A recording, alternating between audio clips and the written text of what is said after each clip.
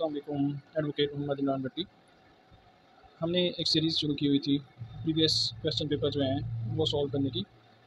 Additional session जज 2023 में जो क्वेश्चन नंबर 6 आया था उसको सॉल्व करने की कोशिश करते हैं। ये एक मेरी तरफ से अपनी एक अटैम्प्ट होती है कि चलें एक दोस्तों को थोड़ी सी असिस्टेंस मिल जाए। बाकी हर बंदा जो है वो अपनी एक कोशिश करता है, तो बहुत अच्छी अटैम्प्ट करने वाले भी दोस्त होते हैं। तो ये जो कोई गलतियाँ वगैरह होती हैं तो मेरी करेक्शन के लिए कमेंट्स में वो बता भी सकते हैं। लेकिन यहाँ पे जो क्वेश्चन नंबर 6 था उसको अटैम्प्ट करने की मैंने कोशिश की है। तो क्वेश्चन यही था, discuss the statement objection to the formal proof of a document must be raised at the earliest opportunity and cannot be raised later, especially not during an appeal. Elaborate on this in the light of the principles related to the proof of documents and clarify whether every exhibited document is automatically admissible. Also examine the responsibility of the court under the Qanun Shahadat Order 1984. अब ये 20 number का question था। Specifically किसी एक जैसे section के ऊपर पूछ लिया जाता है, इस तरह नहीं था। एक जनरल व्यू जो है ना पूछने की कोशिश की गई है। एक ही क्वेश्चन के अंदर मल्टी क्वेश्चन जो है ना वो पूछे गए हैं, तो इसको अटैम्प्ट करने की कोशिश मैंने की है। तो ये इंट्रोडक्शन ये है स्टेटमेंट का जो एनालिसिस है। The principle objection to the formal proof of a document must be raised at the earliest opportunity and can not be raised later, specially not during an appeal. तो additional session जज exam के अंदर जो question पूछा जाता है to the point ही उसी का जवाब देना चाहिए। तो इसी में मैंने यहीं से स्टार्ट किया है कि ये जो प्रिंसिपल बताया गया है objection to the formal proof of a document, इसको किस वक्त रेज़ करना चाहिए, at the earliest opportunity and can not be raised later. और इसको जो है ना बाद में जो है ना समझे एक तरफ से रेज़ नहीं किया जा सकता, specially not during an appeal, appeal के दौरान तो बिल्कुल भी नहीं। तो suggest that any objection regarding the manner in which a document is presented and proved should be made at the time the document is introduce.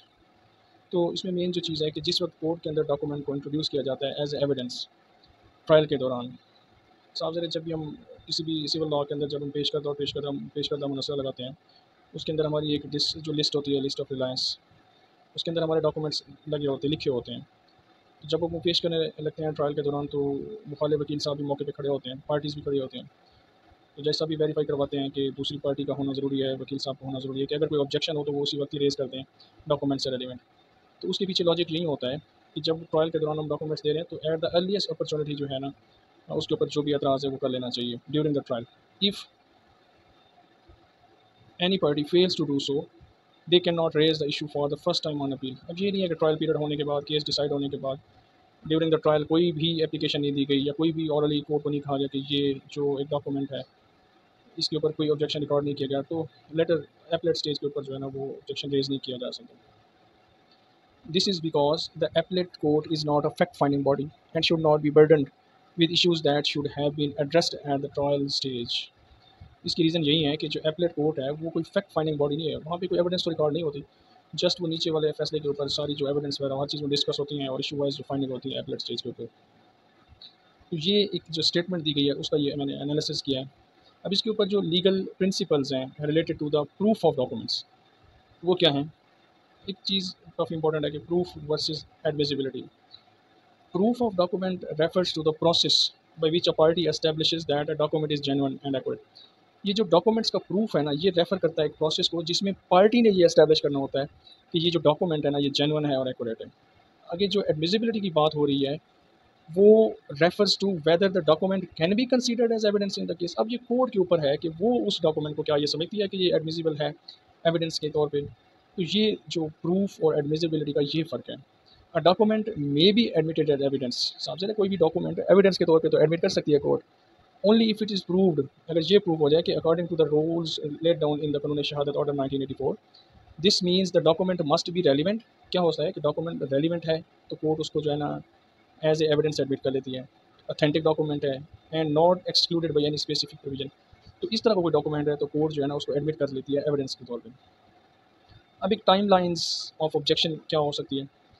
As per established legal precedents जो हैं, objection regarding the mode of proof, such as whether a document is properly stamped or attested, should be raised when the document is introduced in evidence. Failing to object timely implies waiving the right to contest the formal defects later. तो वही principal है कि ये timelines होती है कि जितनी भी एस्टेब्लिश्ड प्रिंसिपल हैं या प्रेसिडेंट हैं उनके पॉइंट ऑफ व्यू से कोई भी डॉक्यूमेंट है अगर वो प्रॉपर्ली स्टैम्प नहीं है, अटेस्टेड नहीं है, कोई भी उसके ऊपर ऑब्जेक्शन है, तो वो फ़ौरन उस वक्त ऑब्जेक्शन जो है ना रेज़ किया जाएगा, जो डॉक्यूमेंट फर्स्ट टाइम इंट्रोड्यूस किया गया है एविडेंस के अंदर। अगर कोई बंदा पार्टी फेल हो जाती है, उस वक्त ऑब्जेक्ट नहीं करती, तो that must be consider as waiver.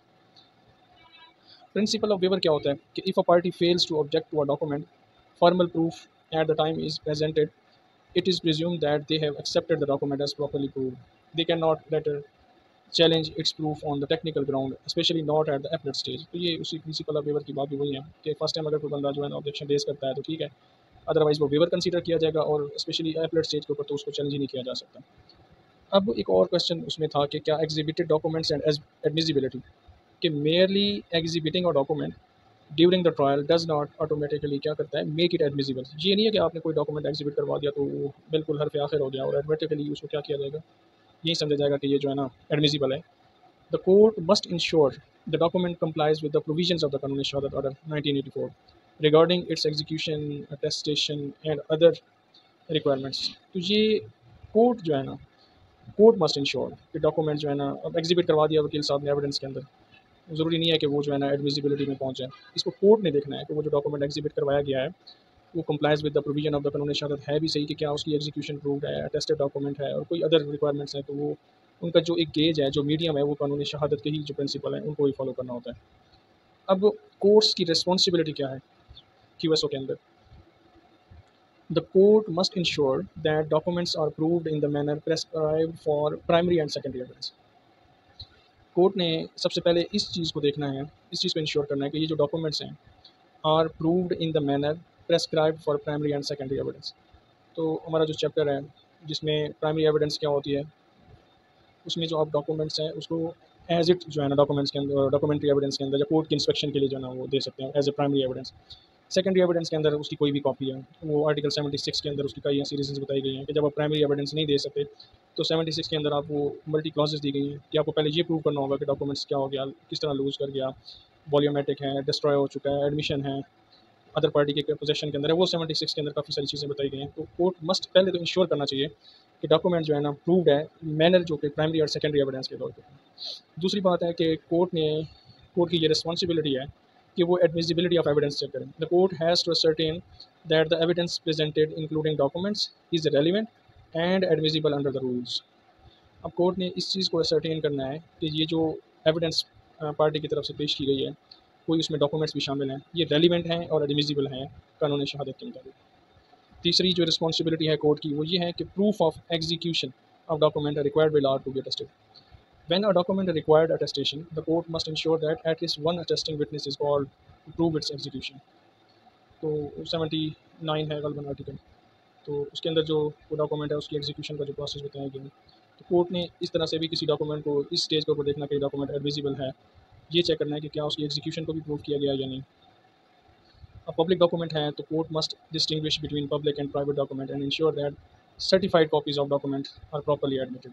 तो उनकी सर्टिफाइड कॉपीज़ क्या सबमिट करवाएंगे, ये एक चंद एक से जो मेरे माइंड के मुताबिक जो चीज़ें हैं मैंने वो पॉइंट की आउट किया है।